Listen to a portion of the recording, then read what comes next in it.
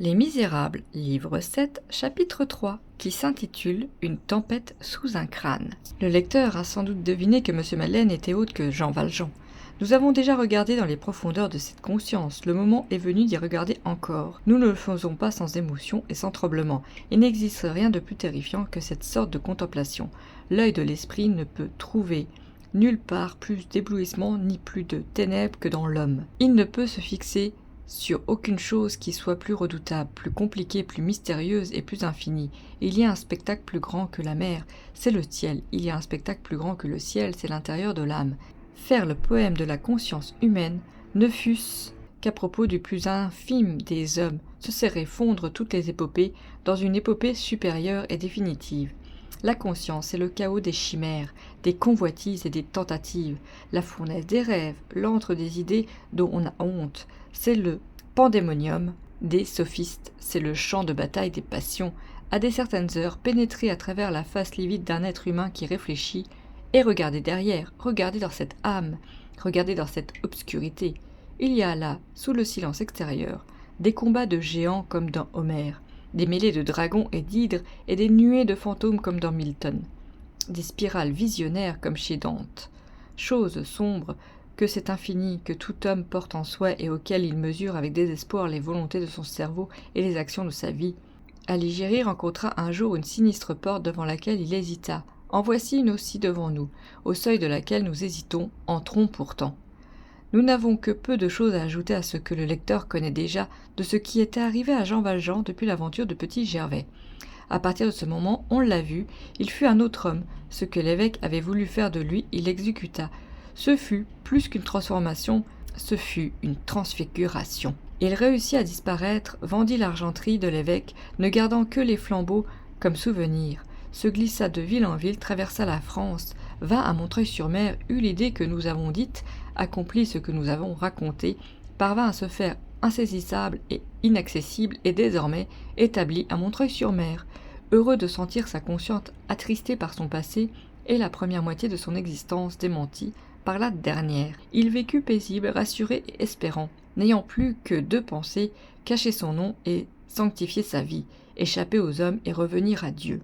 Ces deux pensées étaient si étroitement mêlées dans son esprit qu'elles ne formaient qu'une seule. Elles étaient toutes deux également absorbantes et impérieuses, et dominaient ses moindres actions. D'ordinaire, elle était d'accord pour régler la conduite de sa vie. Elle le tournait vers l'ombre, elle le faisait bienveillant et simple. Elle lui conseillait les mêmes choses. Quelquefois, cependant, il y avait conflit entre elles.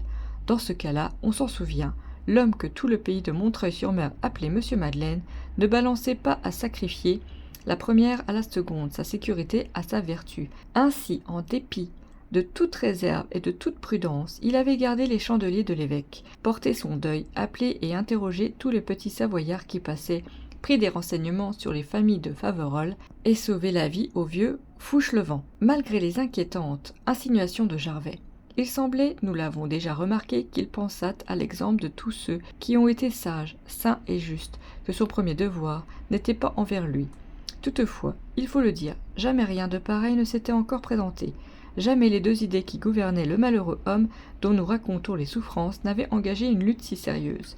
Il le comprit confusément, mais profondément dès les premières paroles que prononça Gervais en entrant dans son cabinet. Au moment où fut si étrangement articulé ce nom qu'il avait enseveli sous tant d'épaisseur, il fut saisi de stupeur et comme enivré par la sinistre bizarrerie de sa destinée, et à travers cette stupeur, il eut ce tressaillement qui précède les grandes secousses. Il se courba comme un chêne à l'approche d'un orage, comme un soldat à l'approche d'un assaut. Il sentit venir sur sa tête des ombres pleines de foudre et d'éclairs. Tout en écoutant parler Gervais, il eut une première pensée d'aller, de courir et de se dénoncer, de tirer ce Champmathieu de prison et de s'y mettre. Cela fut douloureux et poignant, comme une incision dans la chair vive. Puis cela passa, et il se dit « Voyons, voyons !» Il réprima ce premier mouvement généreux et recula devant l'héroïsme. Sans doute, il serait beau qu'après les saintes paroles de l'évêque, après tant d'années de repentir et d'abnégation, au milieu d'une pénitence admirablement commencée, cet homme même, en présence d'une si terrible conjoncture, n'eût pas bronché un instant et eût continué de marcher du même pas vers ce précipice, ouvert au fond duquel était le ciel. Cela serait beau, mais cela ne fut pas ainsi. Il faut bien que nous rendions compte des choses qui s'accomplissaient dans cette âme. Et nous ne pouvons dire, ce qui l'emporta tout d'abord, ce fut l'instinct de la conservation. Il rallia en hâte ses idées, étouffa ses émotions, considéra la présence de Jarvet, ce grand péril, ajourna toute résolution, avec la fermeté de l'épouvante, s'étourdit sur ce qu'il y avait à faire et reprit son calme comme un lutteur ramasse son bouclier. Le reste de la journée, il fut dans cet état, un tourbillon au-dedans, une tranquillité profonde au-dehors. Il ne prit que ce qu'on pouvait appeler les mesures conservatoires, tout était encore confus et se heurtait dans son cerveau. Le trouble y était tel qu'il ne voyait distinctement la forme d'aucune idée. Et lui-même n'aurait pu rien dire de lui-même, si ce n'est qu'il venait de recevoir un grand coup. Il se rendit comme d'habitude près du lit de douleur de Fantine et prolongea sa visite, par un instinct de bonté, se disant qu'il fallait agir ainsi, et l'a bien recommandé aux sœurs pour le cas où il lui arriverait qu'il eût à s'absenter. Il sentit vaguement qu'il faudrait peut-être aller à Arras, et sans être le moins du monde décidé à ce voyage, il se dit qu'à l'abri de tout soupçon, comme il l'était, il n'y avait point d'inconvénient à être témoin de ce qui se passait, et il retint le tilbury de Scaufflaire afin d'être préparé à tout événement. Il dîna avec assez d'appétit.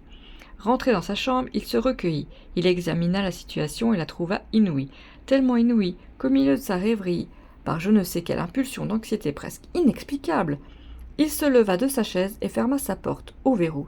Il craignait qu'il n'entrât encore quelque chose. Il se barricadait contre le possible. Un moment après, il souffla sa lumière. Elle le gênait. Il lui semblait qu'on pouvait le voir. Qui on ? Hélas, ce qu'il voulait mettre à la portée était entré. Ce qu'il voulait aveugler le regardait. Sa conscience, c'est-à-dire Dieu. Pourtant, dans le premier moment, il se fit illusion. Il eut un sentiment de sûreté et de solitude. Le verrou tiré, il se crut imprenable, la chandelle éteinte, il se sentit invisible. Alors il prit possession de lui-même. Il posa ses coudes sur la table, appuya la tête sur sa main et se mit à songer dans les ténèbres. Où en suis-je ? Est-ce que je ne rêve pas ? Que m'a-t-on dit ?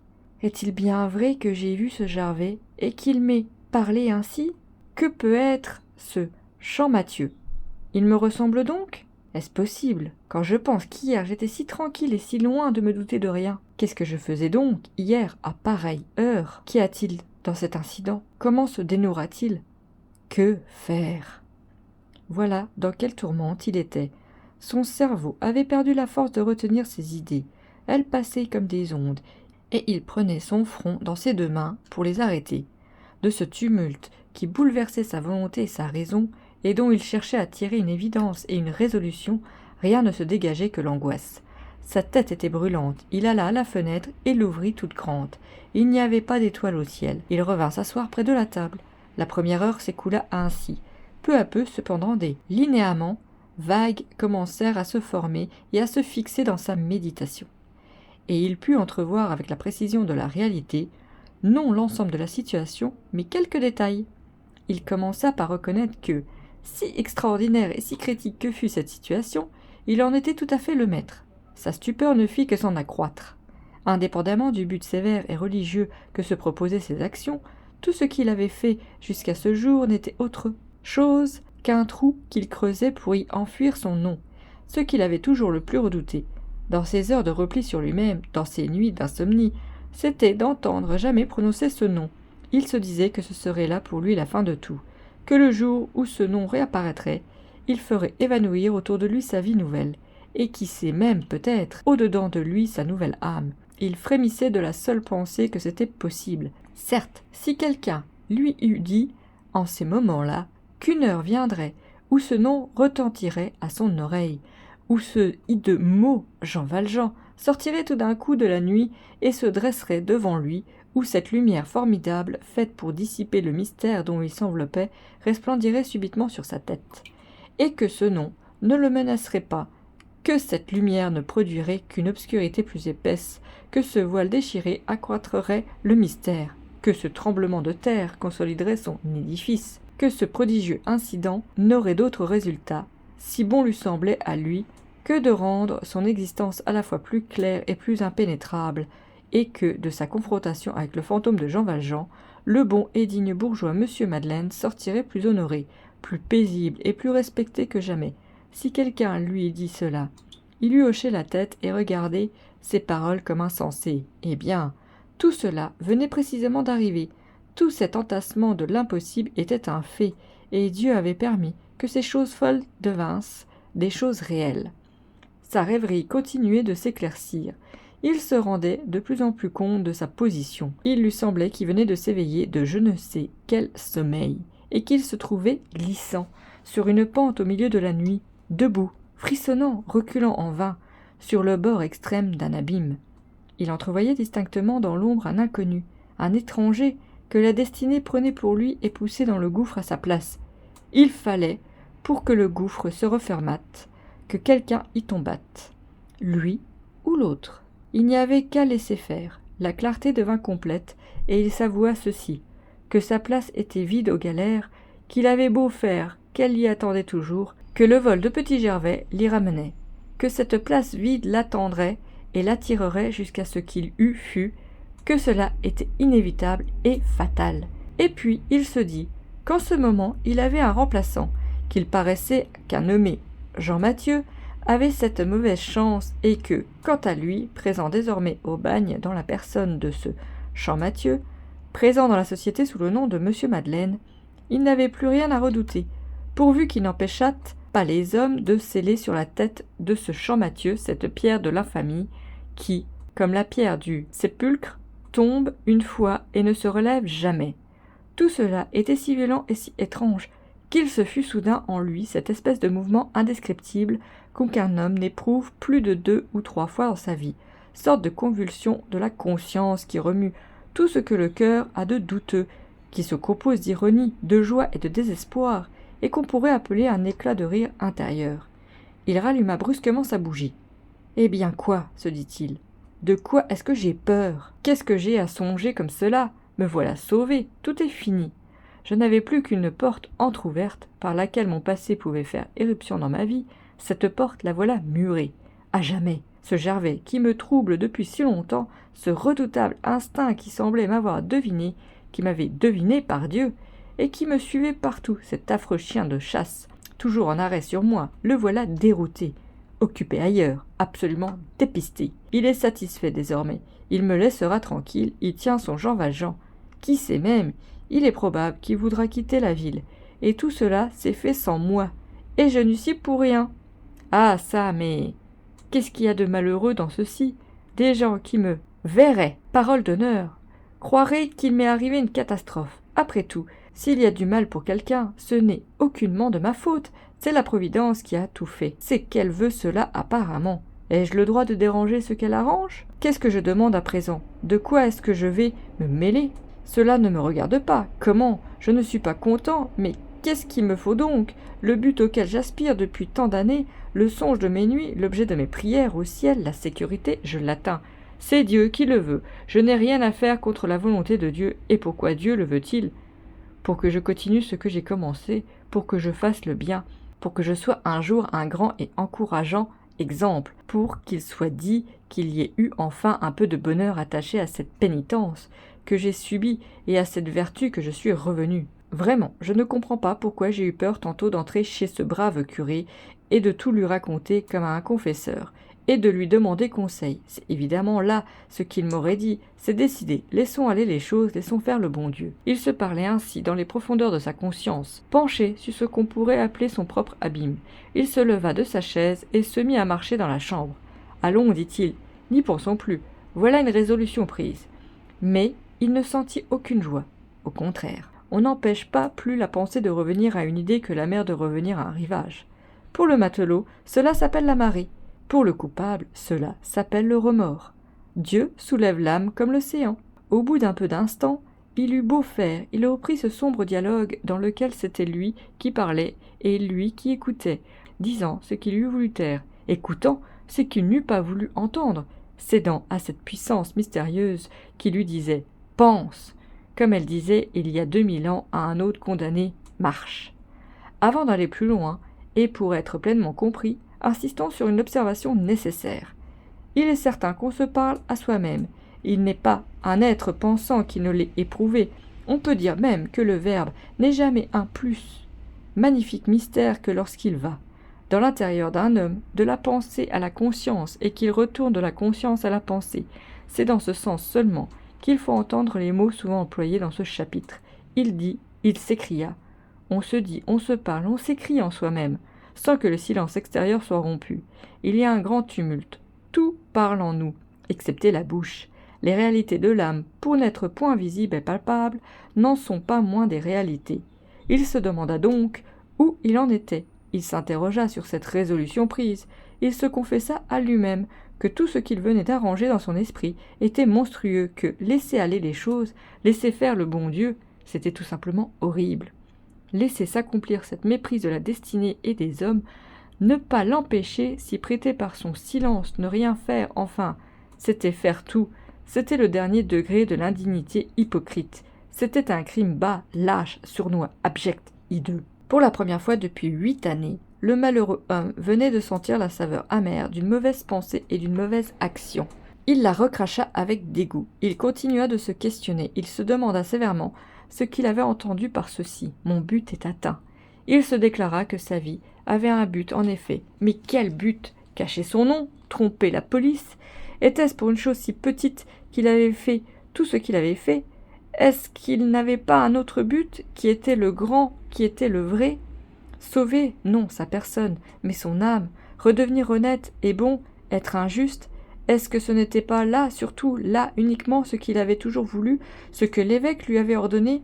Fermer la porte à son passé? Mais il ne la fermait pas, grand Dieu, il la rouvrait en faisant une action infâme. Mais il redevenait un voleur, et le plus odieux des voleurs. Il volait à un autre son existence, sa vie, sa paix, sa place au soleil. Il devenait un assassin. Il tuait moralement un misérable homme. Il lui infligeait cette affreuse mort vivante, cette mort à ciel ouvert qu'on appelle le bagne. Au contraire, se livrer, sauver cet homme frappé d'une si lugubre erreur, reprendre son nom, redevenir par devoir le forçat Jean Valjean, c'était là vraiment achever sa résurrection et fermer à jamais l'enfer d'où il sortait.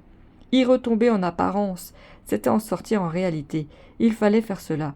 Il n'avait rien fait s'il ne faisait pas cela. Toute sa vie était inutile, toute sa pénitence était perdue, et il n'y avait plus qu'à dire à quoi bon. Il sentait que l'évêque était là, que l'évêque était d'autant plus présent qu'il était mort, que l'évêque le regardait fixement, que désormais le maire Madeleine avait toutes ses vertus, lui serait abominable, et que le galérien Jean Valjean serait admirable et pur devant lui, que les hommes voyaient son masque, mais que l'évêque voyait sa face, que les hommes voyaient sa vie, mais que l'évêque voyait sa conscience. Il fallait donc aller à Arras, délivrer le faux Jean Valjean, dénoncer le véritable, hélas, c'était là le plus grand des sacrifices, la plus poignante des victoires, le dernier pas à franchir, mais il le fallait. Douloureusement destiné, il n'entrerait dans la sainteté aux yeux de Dieu que s'il rentrait dans la famille aux yeux des hommes. Eh bien, dit-il, prenons ce parti, faisons notre devoir, sauvons cet homme. Il prononça ces paroles à haute voix, sans s'apercevoir qu'il parlait tout haut. Il prit ses livres, les vérifia et les mit en ordre. Il jeta au feu une liasse de créances qu'il avait sur de petits commerçants gênés. Il écrivit une lettre qu'il cacheta et sur l'enveloppe de laquelle on aurait pu lire, s'il y avait eu quelqu'un dans sa chambre en cet instant, à Monsieur Laffitte, banquier rue d'Ardoise à Paris. Il tira d'un secrétaire un portefeuille qui contenait quelques billets de banque et le passeport dont il s'était servi cette même année pour aller aux élections. Qui l'eût vu pendant qu'il accomplissait ces divers actes auxquels se mêlait une méditation si grave, ne se fût pas douté de ce qui se passait en lui. Seulement par moments, ses lèvres remuaient. Dans d'autres instants, il relevait la tête et fixait son regard sur un point quelconque de la muraille, comme s'il avait précisément là quelque chose qui voulait éclaircir ou interroger. La lettre à Monsieur Laffitte terminée, il la mit dans sa poche, ainsi que le portefeuille, et recommença à marcher. Sa rêverie n'avait point dévié. Il continuait de voir clairement son devoir écrit en lettres lumineuses qui flamboyaient devant ses yeux, et se déplaçait avec son regard. « Va, nomme-toi, dénonce-toi ». Il voyait de même, et comme si elles se fussent mues devant lui, avec des formes sensibles, les deux idées qui avaient été jusque-là la double règle de sa vie, cacher son nom, sanctifier son âme pour la première fois, elle lui apparaissait absolument distincte. Et il voyait la différence qui les séparait. Il reconnaissait que l'une de ces idées était nécessaire, bonne, tandis que l'autre pouvait devenir mauvaise. que celle-là était le dévouement et que celle-ci était la personnalité, que l'une disait le prochain et que l'autre disait moi, que l'une venait de la lumière et que l'autre venait de la nuit. Elles se combattaient. Il les voyait se combattre à mesure qu'il songeait. Elle avait grandi devant l'œil de son esprit. Elle avait maintenant des statures colossales et il lui semblait qu'il voyait lutter au-dedans de lui-même, dans cet infini dont nous parlions tout à l'heure, au milieu des obscurités et des lueurs, une déesse et une géante. Il était plein d'épouvante, mais il lui semblait que la bonne pensée l'emportait. Il sentait qu'il touchait à l'autre moment décisif de sa conscience et de sa destinée, que l'évêque avait marqué la première phase de sa vie nouvelle et que ce Champmathieu en marquait la seconde, après la grande crise, la grande épreuve. Cependant, la fièvre, un instant apaisée, lui revenait peu à peu, mille pensées le traversaient, mais elle continuait de le fortifier dans sa résolution. Un moment, il s'était dit qu'il prenait peut-être la chose trop vivement, qu'après tout ce Champmathieu n'était pas intéressant, qu'un somme il avait volé. Il se répondit, si cet homme a en effet volé quelques pommes, c'est un mois de prison. Il y a, loin de là, aux galères, et qui sait même, a-t-il volé? Est-ce prouvé? Le nom de Jean Valjean l'accable et semble dispenser de preuves. Les procureurs du roi n'agissent-ils pas habituellement ainsi? On le croit voleur parce qu'on le sait forçat. Dans un autre instant, cette idée lui vint que, lorsqu'il se serait dénoncé, peut-être on considérait l'héroïsme de son action et sa vie honnête depuis 7 ans, et ce qu'il avait fait pour le pays, et qu'on lui ferait grâce. Mais cette supposition s'évanouit bien vite, et il sourit amèrement en songeant que le vol des 40 sous à Petit Gervais le faisait récidiviste, que cette affaire réapparaîtrait certainement, et, au terme précis de la loi, le ferait passible des travaux forcés à perpétuité. Il se détourna de toute illusion, se détacha de plus en plus de la terre et chercha la consolation et la force ailleurs. Il se dit qu'il fallait faire son devoir, que peut-être même ne serait-il pas plus malheureux après avoir fait son devoir qu'après l'avoir éludé, que s'il laissait faire, s'il restait à Montreuil-sur-Mer, sa considération, sa bonne renommée, ses bonnes œuvres, la déférence, la vénération, sa charité, sa richesse, sa popularité, sa vertu, seraient assaisonnées d'un crime, et quel goût auraient toutes ces choses saintes liées à cette chose hideuse, tandis que s'il accomplissait son sacrifice, au bagne, au poteau, au carcan, au bonnet vert, au travail sans relâche, à la honte sans pitié, il se mêlerait une idée céleste. Enfin, il se dit qu'il avait nécessité, que sa destinée était ainsi faite, qu'il n'était pas maître de déranger les arrangements d'en haut, que dans tous les cas il fallait choisir ou la vertu au dehors, et l'abomination au dedans, ou la sainteté au dedans, et l'infamie au dehors. À remuer tant d'idées lugubres, son courage ne défaillait pas, mais son cerveau se fatiguait. Il commençait à penser malgré lui à d'autres choses, à des choses indifférentes. Ses artères battaient violemment dans ses tempes. Il allait et venait toujours. Minuit sonna d'abord à la paroisse, puis à la maison de ville. Il compta les 12 coups aux 2 horloges, et il compara le son des 2 cloches. Il se rappela à cette occasion que quelques jours auparavant, il avait vu chez un marchand de ferraille une vieille cloche à vendre sur laquelle ce nom était écrit « Antoine Albin de Romainville ». Il avait froid. Il alluma un peu de feu. Il ne songea pas à fermer la fenêtre. Cependant, il était retombé dans sa stupeur. Il lui fallait faire un assez grand effort pour se rappeler à quoi il songeait, avant que minuit sonnât. Il y parvint enfin. « Ah oui, se dit-il, j'avais pris la résolution de me dénoncer. » Et puis, tout d'un coup, il pensa à la Fantine. « Tiens, dit-il, et cette pauvre femme. » Ici, une crise nouvelle se déclara. Fantine apparaissait brusquement dans sa rêverie. Y fut comme un rayon d'une lumière inattendue. Il lui sembla que tout changeait d'aspect autour de lui. Il s'écria « Ah ça, mais jusqu'ici, je n'ai considéré que moi. Je n'ai eu égard qu'à ma convenance. Il me convient de me taire ou de me dénoncer, cacher ma personne ou sauver mon âme, être un magistrat méprisable et respecté ou un galérien infâme et vénérable. C'est moi, c'est toujours moi, ce n'est que moi, mais, mon Dieu, c'est de l'égoïsme tout cela. Ce sont des formes diverses de l'égoïsme, mais c'est de l'égoïsme. Si je songeais un peu aux autres, la première sainteté est de penser à autrui. Voyons, examinons. Moi accepté, moi effacé, moi oublié, qu'arrivera-t-il de tout ceci? Si je me dénonce, on me prend. on lâche Champmathieu, on me remet aux galères, c'est bien, et puis, que se passera-t-il ici? Ah, ici, il y a un pays, une ville, des fabriques, une industrie, des ouvriers, des hommes et des femmes, des vieux grands-pères, des enfants, des pauvres gens. J'ai créé tout ceci, je fais vivre tout cela. Partout où il y a une cheminée qui fume, c'est moi qui ai mis le tison dans le feu et la viande dans la marmite. J'ai fait l'aisance, la circulation, le crédit. Avant moi, il n'y avait rien. J'ai relevé, vivifié, animé, fécondé, stimulé, enrichi tout le pays. Moi de moins, c'est l'âme de moins. Je m'ôte, tout meurt. Et cette femme, qui a tant souffert, qui a tant de mérite dans sa chute, dont j'ai causé sans le vouloir tout le malheur, et cet enfant que je voulais aller chercher, que j'ai promis à la mère, est-ce que je ne dois pas aussi quelque chose à cette femme, en réparation du mal que je lui ai fait? Si je disparais, qu'arrivera-t-il? La mère meurt, l'enfant devient ce qu'il peut. Voilà ce qui se passe si je me dénonce. Si je ne me dénonce pas, voyons. Si je me dénonce pas... Après s'être fait cette question, il s'arrêta, et il eut comme un moment d'hésitation et de tremblement. Mais ce moment dura peu, et il se répondit avec calme. « Eh bien, cet homme va aux galères, c'est vrai. Mais que diable, il a volé. J'ai beau me dire qu'il n'a pas volé, il a volé. Moi, je reste ici, je continue. Dans 10 ans, j'aurai gagné 10 millions, je les répands dans le pays, je n'ai rien à moi. Qu'est-ce que cela me fait? Ce n'est pas pour moi ce que je fais. La prospérité de tout va croissant. Les industries s'éveillent et s'excitent. Les manufactures et les usines se multiplient. Les familles, 100 familles, 1000 familles sont heureuses. La contrée se peuple. Il naît des villages où il n'y a que des fermes. Il naît des fermes où il n'y a rien.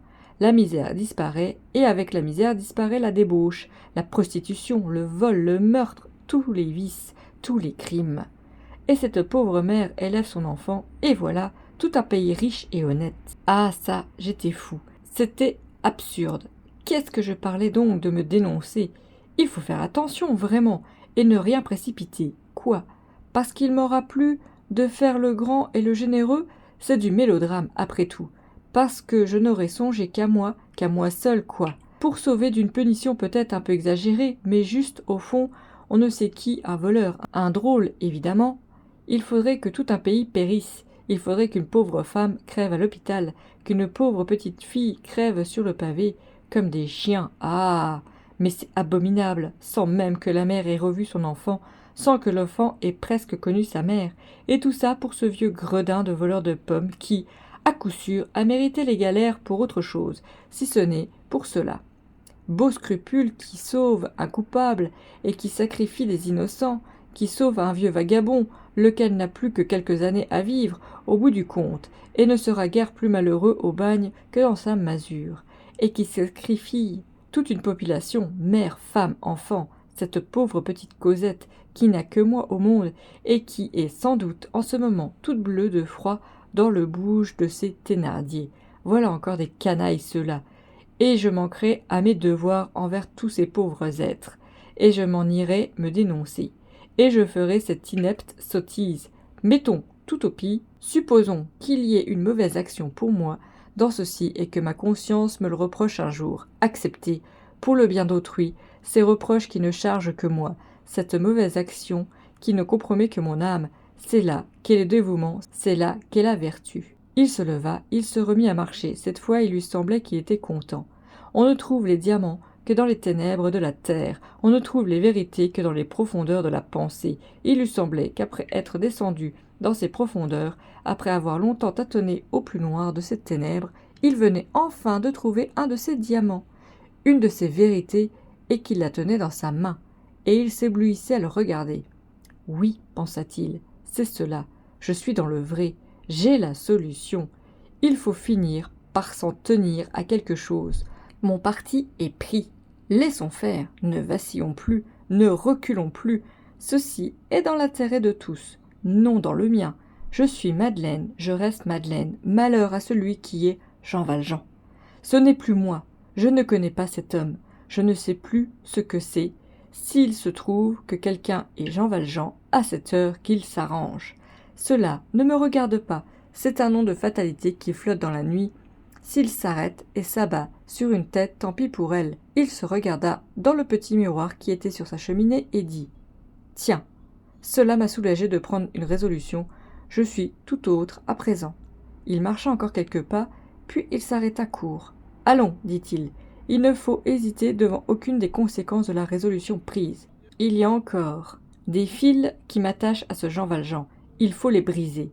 Il y a ici, dans cette chambre même, des objets qui m'accuseraient, des choses muettes qui seraient des témoins. C'est dit. Il faut que tout cela disparaisse. » Il fouilla dans sa poche, en tira sa bourse, l'ouvrit et prit une petite clé. Il introduisit cette clé dans une serrure dont on voyait à peine le trou, perdu qu'il était dans les nuances les plus sombres du dessin qui couvrait le papier collé sur le mur. Une cachette s'ouvrit, une espèce de fausse armoire, ménagée entre l'angle de la muraille et le manteau de la cheminée. Il n'y avait dans cette cachette que quelques guenilles, un sarrau de toile bleue, un vieux pantalon, un vieux havresac et un gros bâton d'épines ferrées aux deux bouts. Ceux qui avaient vu Jean Valjean à l'époque où il traversait Digne en octobre 1815 eussent aisément reconnu toutes les pièces de ce misérable accoutrement. Il les avait conservées, comme il avait conservé le chandelier d'argent, pour se rappeler toujours son point de départ. Seulement, il cachait ceux-ci qui venaient du bagne, et il laissait voir les flambeaux qui venaient de l'évêque. Il jeta un regard furtif vers la porte, comme s'il eût craint qu'elle ne s'ouvrît malgré le verrou qui la fermait.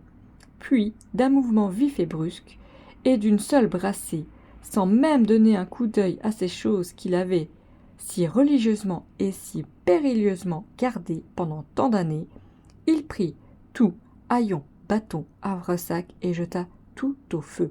Il referma la fausse armoire, et redoublant de précautions désormais inutiles puisqu'elle était vide, en cachant la porte derrière un gros meuble qu'il y poussa. Au bout de quelques secondes, la chambre et le mur d'en face furent éclairés d'une grande réverbération rouge et tremblante. Tout brûlait, le bâton d'épines pétillait et jetait des étincelles jusqu'au milieu de la chambre.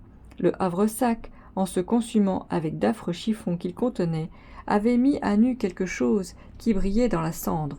En se penchant, on eût aisément reconnu une pièce d'argent. Sans doute la pièce de 40 sous volée au petit Savoyard. Lui ne regardait pas le feu et marchait, allant et venant, toujours du même pas. Tout d'un coup, ses yeux tombèrent sur les 2 flambeaux d'argent que leur réverbération faisait reluire vaguement sur la cheminée. « Tiens, pensa-t-il, tout Jean Valjean est encore là-dedans. Il faut aussi détruire cela. » Il prit les 2 flambeaux. Il y avait assez de feu pour qu'on pût les déformer promptement et en faire une sorte de lingot méconnaissable. Il se pencha sur le foyer et s'y chauffa un instant. Il eut un vrai bien-être, la bonne chaleur, dit-il. Il remua le brasier avec un des 2 chandeliers, 1 minute de plus, et ils étaient dans le feu. À ce moment, il lui sembla qu'il entendait une voix qui criait au-dedans de lui. « Jean Valjean, Jean Valjean !» Ses cheveux se dressèrent, il devint comme un homme qui écoute une chose terrible. « Oui, c'est cela. Achève, disait la voix. Complète ce que tu fais, détruis ces flambeaux. Anéantis ce souvenir. Oublie l'évêque, oublie tout. Perds ce Champmathieu, va, c'est bien. Applaudis-toi. Ainsi, c'est convenu, c'est résolu, c'est dit. Voilà un homme, voilà un vieillard, qui ne sait ce qu'on lui veut, qui n'a rien fait, peut-être un innocent, dont ton nom fait tout le malheur, sur qui ton nom pèse comme un crime, qui va être pris pour toi, qui va être condamné, qui va finir ses jours dans l'abjection et dans l'horreur. C'est bien. Sois honnête homme, toi, reste monsieur le maire, reste honorable et honoré, enrichis la ville, nourris des indigents, élève des orphelins, vis heureux, vertueux et admiré, et pendant ce temps-là, pendant que tu seras ici dans la joie et dans la lumière, il y aura quelqu'un qui aura ta casaque rouge, qui portera ton nom dans l'ignominie et qui traînera ta chaîne au bagne. Oui, c'est bien arrangé ainsi. Ah, misérable !» La sueur lui coulait du front. Il attachait sur les flambeaux un œil hagard. Cependant, ce qui parlait en lui n'avait pas fini. La voix continuait. « Jean Valjean, il y aura autour de toi beaucoup de voix qui feront un grand bruit, qui parleront bien haut et qui te béniront, et une seule que personne n'entendra, et qui te maudira dans les ténèbres. Eh bien, écoute, infâme, toutes ces bénédictions retomberont avant d'arriver au ciel, et il n'y aura que la malédiction qui montera jusqu'à Dieu. Cette voix, d'abord toute faible et qui s'était élevée du plus obscur de sa conscience, était devenue par degrés éclatante et formidable, et il l'entendait maintenant à son oreille. Il lui semblait qu'elle était sortie de lui-même et qu'elle parlait à présent en dehors de lui. Il crut entendre les dernières paroles si distinctement qu'il regarda dans la chambre avec une sorte de terreur. « Y a quelqu'un ici » demanda-t-il à haute voix, et tout égaré. Puis il reprit avec un rire qui ressemblait au rire d'un idiot. « Que je suis bête ! Il ne peut y avoir personne. » Il y avait quelqu'un, mais celui qui y était n'était pas de ceux que l'œil humain peut voir. Il posa les flambeaux sur la cheminée. Alors il reprit cette marche monotone et lugubre qui troublait dans ses rêves et réveillait en sursaut l'homme endormi en dessous de lui. Cette marche le soulageait et l'enivrait en même temps. Il semblait que parfois, dans les occasions suprêmes, on se remue pour demander conseil à tout ce qu'on peut rencontrer. En se déplaçant, au bout de quelques instants, il ne savait plus où il en était. Il reculait maintenant avec une égale épouvante devant les deux résolutions qu'il avait prises tour à tour. Les deux idées qui le conseillaient lui paraissaient aussi funestes l'une que l'autre. Quelle fatalité, quelle rencontre que ce Champmathieu prit pour lui, être précipité justement par le moyen que la Providence paraissait d'abord avoir employé pour l'affermir. Il y eut un moment où il considéra l'avenir. Se dénoncer grand Dieu, se livrer, il envisagea avec un immense désespoir tout ce qu'il faudrait quitter, tout ce qu'il faudrait reprendre. Il faudrait donc dire adieu à cette existence si bonne, si pure, si radieuse, à ce respect de tous, à l'honneur, à la liberté. Il n'irait plus se promener dans les champs, il n'entendrait plus chanter les oiseaux. Au mois de mai, il ne ferait plus l'aumône aux petits-enfants, il ne sentirait plus la douceur des regards de reconnaissance et d'amour fixés sur lui. Il quitterait cette maison qu'il avait bâtie, cette chambre, cette petite chambre. Tout lui paraissait charmant à cette heure. Il ne lirait plus dans les livres, il n'écrirait plus sur cette petite table de bois blanc. Sa vieille portière, la seule servante qu'il eût, ne lui montrait plus son café le matin. Grand Dieu, au lieu de cela, la chiourme, le carcan, la veste rouge, la chaîne aux pieds, la fatigue, le chaos, le lit de camp, tous ces horreurs connues à son âge après avoir été ce qu'il était, si encore il était jeune mais vieux, être tutoyé par le premier venu, être fouillé par le garde-chiourme, recevoir le coup de bâton de l'arcousin, avoir les pieds nus dans les souliers ferrés, tendre matin et soir sa jambe au marteau du rondier qui visite la manille, subir la curiosité des étrangers auxquels on dirait celui-là, c'est le fameux Jean Valjean, qui a été maire à Montreuil-sur-Mer. Le soir, ruisselant de sueur accablé, de lassitude, le bonnet vert sur les yeux, remonté deux à deux sous le fouet du sergent, l'escalier échelle du bagne flottant. Oh, quelle misère! La destinée peut-elle être donc méchante, comme un être intelligent et devenir monstrueuse comme le cœur humain? Et quoi qu'il fît, il retombait toujours sur ce poignant dilemme, qui était au fond de sa rêverie, rester dans le paradis et devenir démon, rentrer dans l'enfer et y devenir ange. Que faire, grand Dieu, que faire? La tourmente dont il était sorti avec tant de peine se déchaîna de nouveau en lui. Ses idées recommencèrent à se mêler. Elles prirent ce je ne sais quoi de stupéfié et de machinal qui est propre au désespoir. Ce nom de Romainville lui revenait sans cesse à l'esprit avec deux vers d'une chanson qu'il avait entendue autrefois. Il songea que Romainville est un petit bois près de Paris où les jeunes gens amoureux vont cueillir les lilas au mois d'avril. Il chancela, au dehors comme au dedans. Il marchait comme un petit enfant qu'on laisse aller seul. À de certains moments, luttant contre sa lassitude, il faisait effort pour ressaisir son intelligence. Il tâchait de se poser une dernière fois et définitivement le problème sur lequel il était en quelque sorte tombé d'épuisement. Faut-il se dénoncer? Faut-il se taire? Il ne réussissait à rien avoir de distinct. Les vagues aspects de tous les raisonnements ébauchés par sa rêverie tremblaient et se dissipaient l'un après l'autre en fumée. Seulement, il sentait que, à quelque partie qui s'arrêtât, nécessairement, et sans qu'il fût possible d'y échapper, quelque chose de lui allait mourir, qu'il entrait dans un sépulcre à droite comme à gauche, qu'il accomplissait une agonie, l'agonie de son bonheur ou l'agonie de sa vertu. Hélas, toutes ces irrésolutions l'avaient repris. Il n'était pas plus avancé qu'au commencement. Ainsi se débattait sous l'angoisse cette malheureuse âme 1800 ans avant cet homme infortuné, l'être mystérieux, en qui se résument toutes les saintetés de toutes les souffrances de l'humanité, avait aussi lui, pendant que les oliviers frémissaient au vent farouche de l'infini, longtemps écarté de la main l'effrayant calice qui lui apparaissait ruisselant d'ombre et débordant de ténèbres dans des profondeurs pleines d'étoiles. Fin du chapitre